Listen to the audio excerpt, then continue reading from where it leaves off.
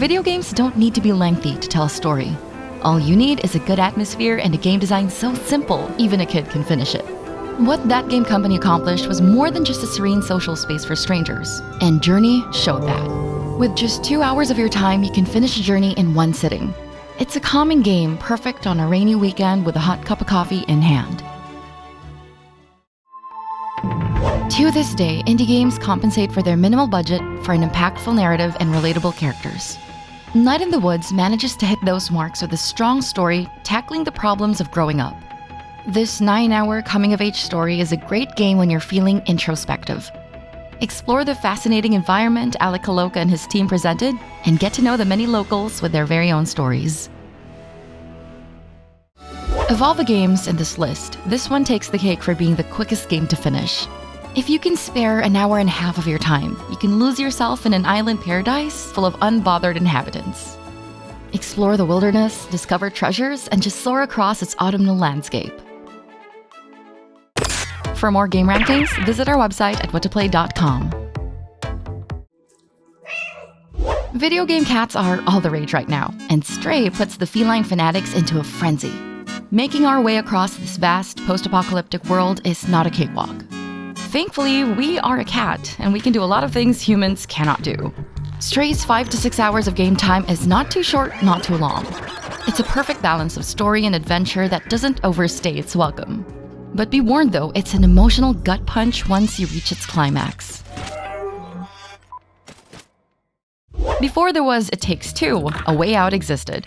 While it's not as hilarious and as colorful as its more popular title, it paved the way for the studio's talent for exciting co-op adventures.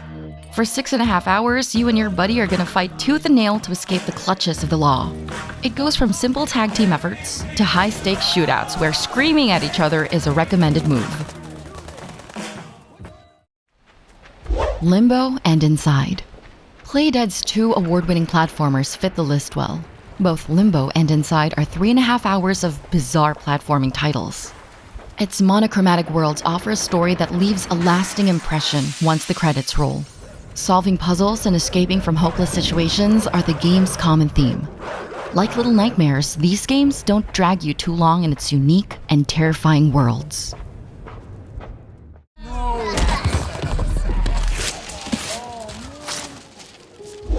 Concrete Genie's childlike wonder encourages you to put color in its world.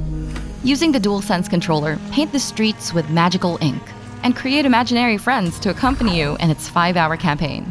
It's not a challenging quest. In fact, it brings out the creativity in you, even if you're not into these kinds of things. Don't move. What? Something behind you. Until Dawn and the QUARRY. Supermassive cinematic horror experiences offer enough hours to terrify you and your bad choices. Using different character perspectives, Until Dawn's vacation house and the QUARRY's lakeside cabin each have 8 to 9 hours of tense gameplay choices.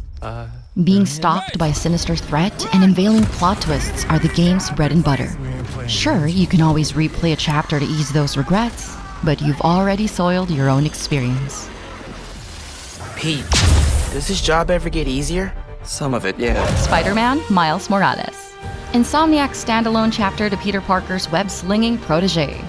With an average of 7.5 hours of main story content, Miles Morales feels more like a mini expansion than a full game.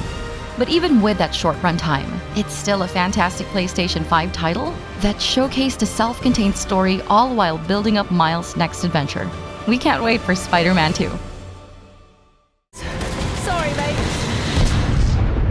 What took you so long? We end this list with a spin-off to Naughty Dog's acclaimed action-adventure. Lost Legacy is the first Uncharted without Nathan Drake as the protagonist. Nadine and Chloe venture into the Indian Peninsula in search of a valuable treasure. For less than 8 hours, experience explosive cinematic set pieces that could easily rival Tom Holland's movie.